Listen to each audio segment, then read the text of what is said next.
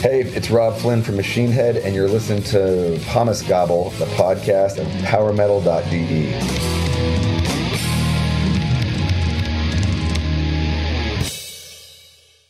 Hey there, it's myself from the podcast Pommesgabel, and the following episode is in English because of our today's special guest. Personally, for me, it's a big honor because his band is connected with my relationship to my uncle. So Frank, schöne Grüße. And Frank, gave me my first CDs of heavy music. And besides Soulfly and Pantera, there was one band called Machine Head and the record Through the Ashes of Empire. And this was the start to hear heavy metal music for me. And Frank gave me the older Machine Head records. And now, 19 years later, for me, it's a big pleasure to speak with Mr. Robb Flynn of Machine Head. Hey, man. How's it going, dude? I'm pretty good. How are you? I'm doing amazing. I just got a Blabbermouth just put up a 10 out of 10 review called our new album the best thing we've ever done. And my mind is kind of blown away right now. So pretty good. So almost 4 years after Catharsis, you will release a new record on this Friday. It's called Of Kingdom and Crown. What a beautiful title of a record. It's your 10th studio record. And in this 4 years, many things happened, I think. And so we will take a quick review of the last years since the release of Catharsis and have a look on the new material of the new metal masterpiece. So is it okay for you? Sure. All right. So first of all, you have also a podcast. It's called No Fucking Regrets. So what do you think about podcasts in general? I dig it, man. I mean, I think it's such a cool medium for communication. You know, it's really different than a written interview. I think that a lot of times you can get way more in depth with telling a story or talking, you know, and it doesn't necessarily have to be, I mean, obviously it's usually based around, a new band's release, but it can also just go into sex or drugs or anything. Like it can go and the person's workout, like what they're eating, like all those kind of things. And I think it's way easier to kind of show the human side of an artist or a musician or an actor or a sports figure or whatever. And I dig it, man. I think it's really cool. Pretty good. And I also follow you on Instagram. And even though there are much disasters happening in the last month and years, so many bad things are happening, but you are a person who tries to stay positive.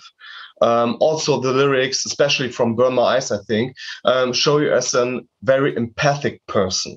So where do you get this positive energy from nowadays? Yeah, I mean, it's hard. Yeah, you're right. It's hard. It's hard sometimes.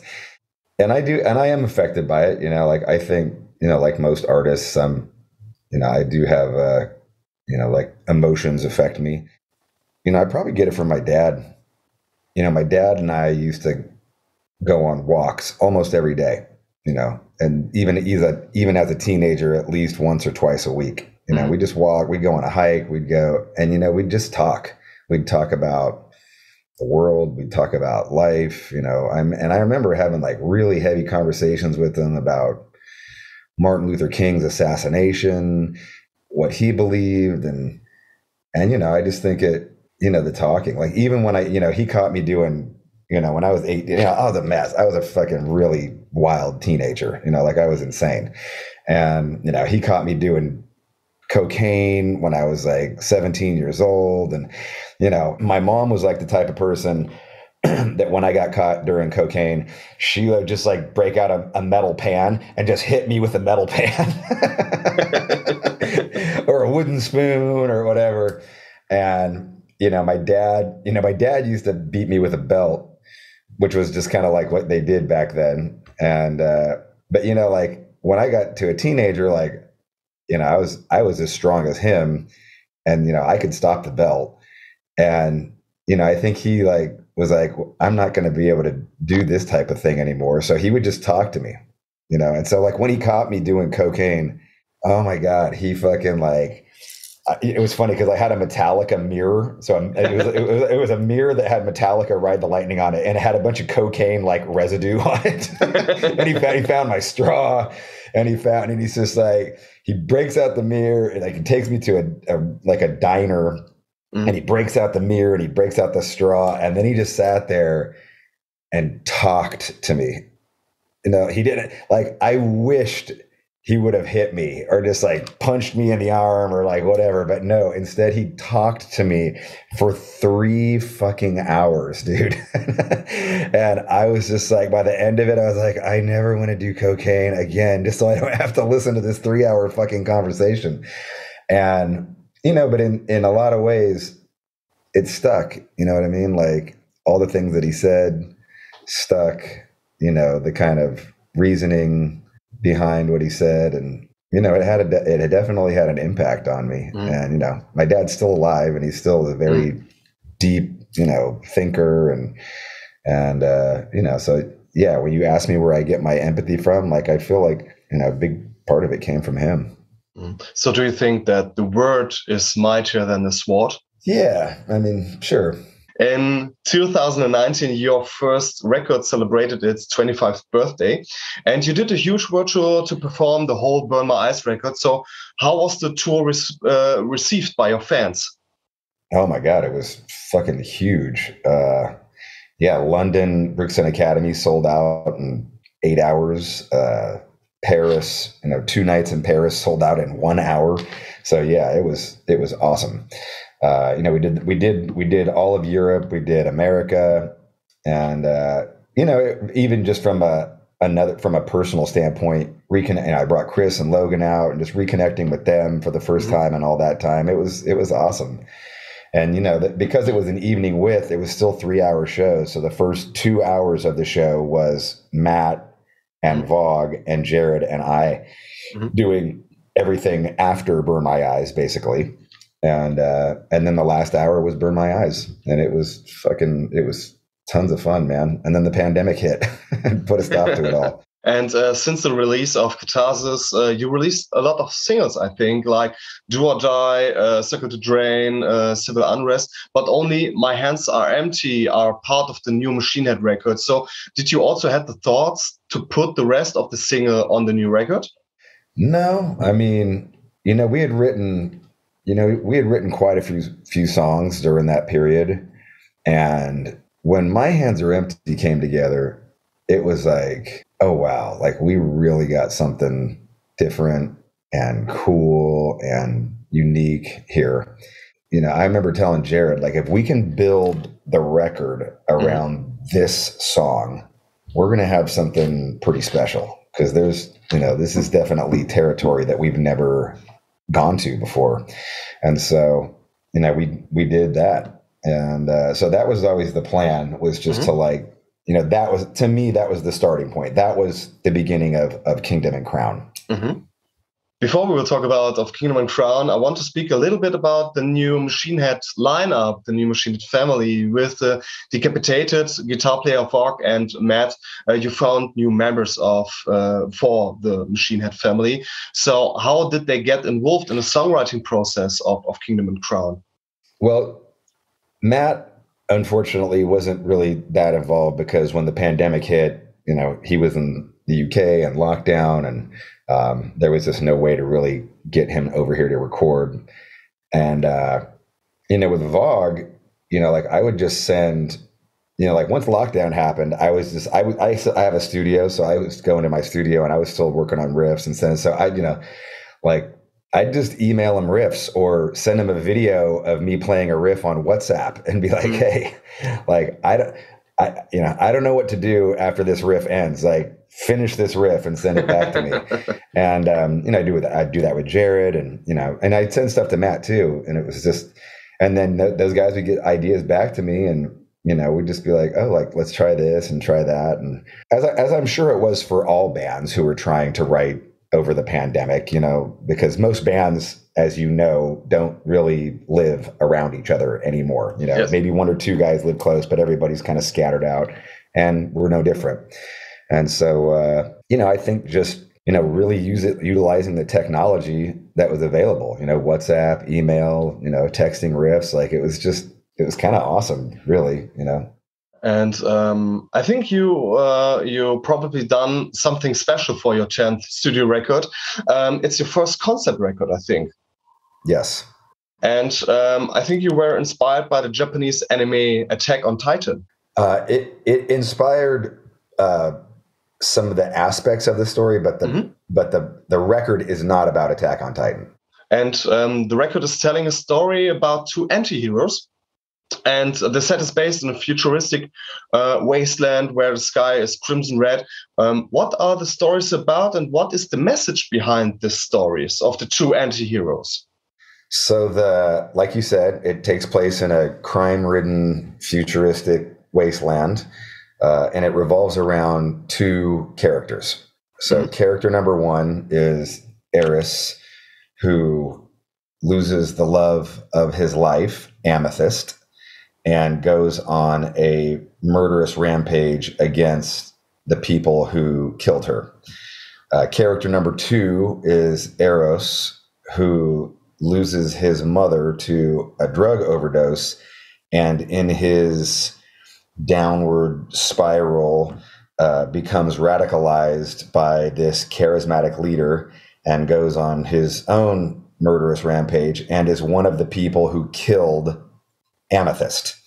So the opening track, Slaughter the Martyr, is basically the origin story of character number one. He's just lost the love of his life.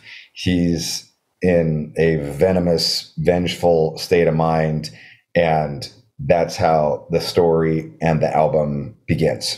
So what do you think about my statement? Is there still a clear division between good and evil these days? Or have the boundaries long since merged? Good guy with bad attitudes and bad guy with good intentions, especially since without good, the bad wouldn't even exist. Yeah, I mean, I can't, really speak on what is happening today, because the record is about something that happens in the future, and that was kind of the beauty of writing the record like this, was that, I've written 9 albums through the lens of my eyes, how I see the world, how, experiences that have happened to me. And, this was the first time where I wasn't writing through my eyes anymore. I'm writing through a character's eyes and what they're doing. And then I've got to write from the polar opposite character's eyes and make it so that, you can empathize with them and relate to them and feel something for them. And, that was, once I kind of like put that together, like that was like, it was really, like, as an artist, it was really inspiring, because it was just super, like, I was like, holy shit, like I can do like all these things now and, make it way more violent or brutal or just fucked up, and it doesn't have to apply to me. And so, the storytelling really took off, and just the creativity, like just, it really opened up a whole different world for me. And it's a pretty good story, I think. So it's a concept album, and besides Queensryche, Operation Mindcrime, what is your most favorite concept record of all times? I mean, the first concept record I ever heard was Sgt. Pepper's Lonely Hearts Club Band by the Beatles. And, that just tripped me out, because I was like, what is this? Like, it's so weird. and I loved it.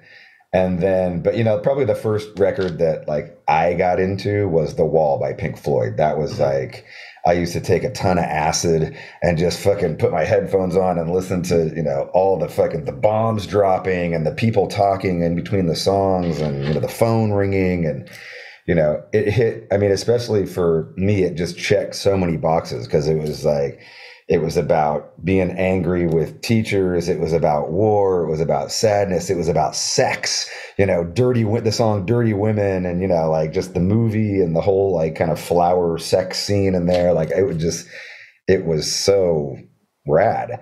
And, that really had a big effect on me. I loved that record, and I still love that record. And, probably like my most recent favorite concept record would be My Chemical Romance, The Black Parade, which is one of my favorite records of all time. pretty good record, I think. Yes. Musically, for me, there are many parallels to The Blackening and Through the Ashes of Empires. And honestly, I have to say that I didn't like Bloodstone and Diamonds and Catharsis as much as of Kingdom and Crown. And the new album has a huge groove, fire, and a lot of strong thrash metal moments and the spirit of that time 15 years ago. So with which musical intentions did you start the work of Kingdom and Crown? Well, I tell you, it definitely wasn't any of the records you just mentioned. It's kind of funny because, probably a little bit of Burn My Eyes seeped in there just because I had been playing those songs. And I do remember thinking, I remember when I was writing Burn My Eyes, like, the music was really busy. It was really fast. Like we kind of had these weird neurosis-y parts. And, but I remember thinking that I wanted the vocals to be very simple, very, I didn't want a lot of words. I wanted, like these very, not a lot of complicated melodies, like very simple melodies, because I felt like that would resonate better with people, because the music was so crazy that you needed something to be simple. And so it was the vocals. And, I think touring Burn My Eyes kind of like reminded me of that. So as I went into this record, I was constantly removing words out of my lyrics and just revising to make it more simple and clean. Mm-hmm. And then, but, when the pandemic hit, we were on tour and I was in music mode. And then, like I said, I was, I own my studio, but I was the only person allowed in the building. My building owner would let me in because it's my studio, but no one else. And so, I started doing these acoustic happy hours. I was like, look, I'm going to drink beer and play acoustic songs. And if you want to hang out, it's going to be kind of a loose punk rock fucking, it's kind of probably going to be a mess. Obviously, I'm not known for singing an hour and a half clean, but if you want to hang out, hang out. And, like as the pandemic, most people don't realize this, but that then turned into Electric Happy Hour. We've done 130 shows, over 130 shows over the pandemic, live streams, 2-hour shows. We played over 340 songs, all the albums, full album playthroughs, cover songs, other people's songs. And, especially those first, almost a year where we were doing an acoustic happy hour, pretty soon Jared comes in, we're doing Black Label Society songs. We're doing Eagles songs. We're doing Fleetwood Mac songs. We're doing Bob Marley songs. We're doing 30 Seconds to Mars acoustic songs and like shit that's way the fuck outside of our wheelhouse, but we love these songs and, we want to do them good. And, pretty soon, Jared and I have always had a really amazing, our harmony vocals just really go well together. But, pretty soon, I know what harmony he's going to go to, he knows what harmony I'm going to go to, and we get good at it. And, it's funny to think that those little things, just us learning these songs and we want to do them good because we love these songs. We're not trying to get better for the record. We're trying to not embarrass ourselves on acoustic happy hour, and it's somehow that kind of spills over into the record because, we're still working on the record, in between all of those things, 2 times a week, we're working on the record and just chipping away at it. And, at some point it's like, hey, you know what? We're kind of stuck on this part. Why don't we try that Fleetwood Mac thing from that one part of the Fleetwood Mac song right here and see what it sounds like? And we try it and be like, oh, fuck, that's killer, change it around a little bit. But that impetus, to me, if the pandemic wouldn't have hit, this would have been a totally different record. Unquestionably, all the things that we learned and experienced and worked on over the pandemic is, we took, this record owes more to Fleetwood Mac and the Eagles than it does any metal band. So, like I said, for me, there are many parallels to Through the Ashes of Empire and The Blackening. still in course of the first song. I think it's very unusual to put a 10-minute song at right at the beginning of the record, but for me, it's pretty good because it brings the album into a very good and authentic atmosphere. Is this a reference to your own past because you still done it on Blackening too? No, I mean, like I said, it's the origin story of character number one.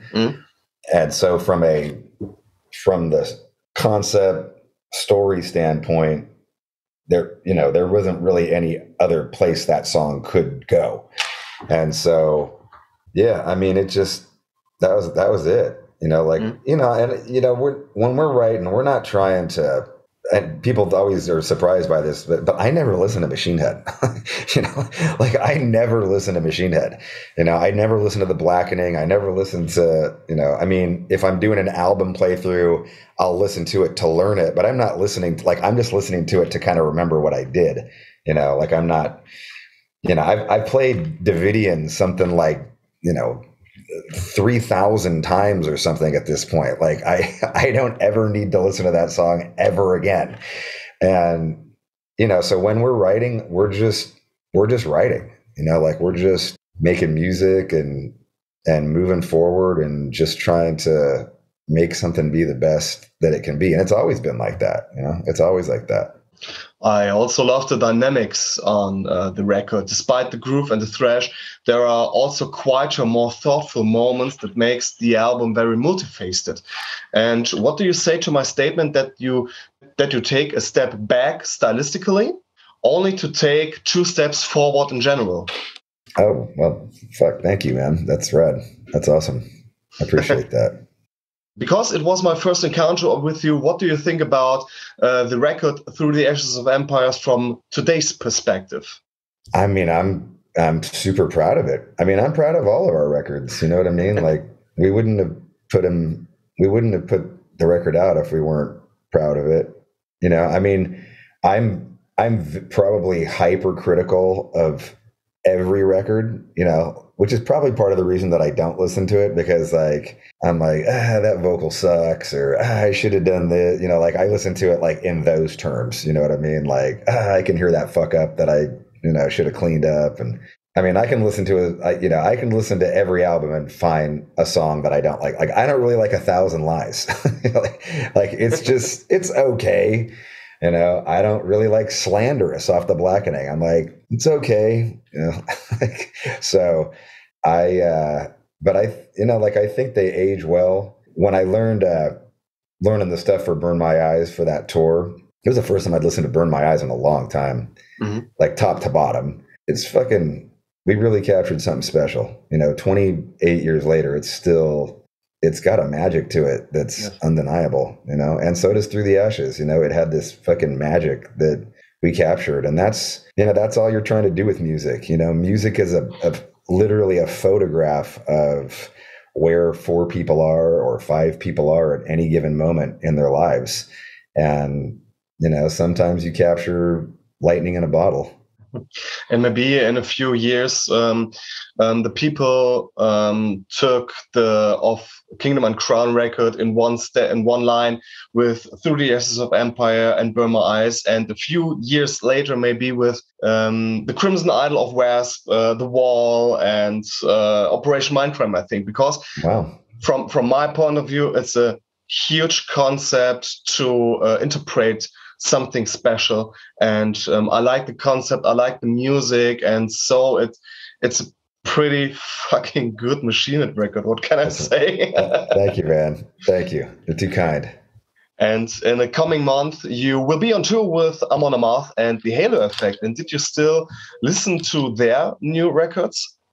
Yeah, I have. Yeah, totally. I've watched all the videos of all those guys. Yeah, totally. Because we're sharing it, we're sharing it too. We're partners in this. We're a team on this tour. So we're trying to help each other out, man, sharing the fucking shit on socials. And yeah, I'm super looking forward to it. We've already toured with AMON AMARTH 2 other times. We did America with them on the Mayhem tour. And then we did a whole festival circuit with them, I don't know, not 8 years ago or something. And so, Yeah, great guys. Obviously we've toured with In Flames before, so we know Peter, and fucking love those guys.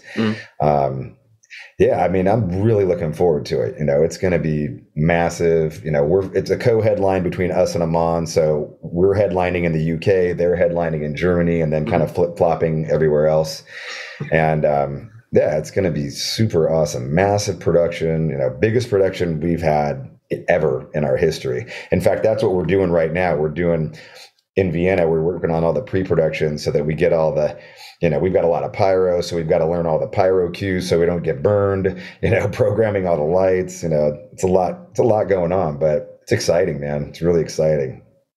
I will see you in Oberhausen in Germany. And that's going to be a good one. That's going to be a good one, that Oberhausen. It will be such a monster package if I saw Machine Head on the one hand and AMON AMARTH on the other hand. These two music legends will fit together, and I think the halo effect from former In Flames members, they are such a incredible band and very cool newcomer, and with you it must be a massive package. So I'm really looking forward to the Oberhausen show. Oberhausen is probably going to be the biggest show on the tour. Like, that's got the best ticket sales. Like, Oberhausen's killing it. That's pretty good to hear. Thank you very much. So, dear Rob, is there anything you want to add to say to our listeners, or to add what we doesn't talk about of Kingdom and Crown? No, I mean, this was awesome, man. Thanks for having me on your podcast, dude. Thank you very much to you. But like I said, I've just one little question. So what is your most favorite song at this moment? My most favorite song of this moment. Let me see. I have to open Spotify too. Yeah, let me look. I've been listening to a bunch of stuff. You know what? My favorite song at this moment it's a song called Fly Again by Turnstile. I'm fucking loving that Turnstile record, dude. Holy shit, they're so fucking good. All right, so my favorite song at the moment is of a band called Ex Mortus, and it's called Metal is King. Pretty good, massive production. They were recording right next door to me. They at the studio. My guy Zach, yeah, they're killer. Good guys. It perfectly fits together. So Rob, thank you very much to be part of our show, to be part of Pommesgabel, and to our listeners, Rob and I wish you all the best. Take care of you and have a nice day. And Rob, to you, I wish you all the best with the new metal masterpiece, with the tour, with this Vikings and Lionhearts tour. And so thank you very much. Yeah, awesome, dude. Thanks for having me, man. This was awesome.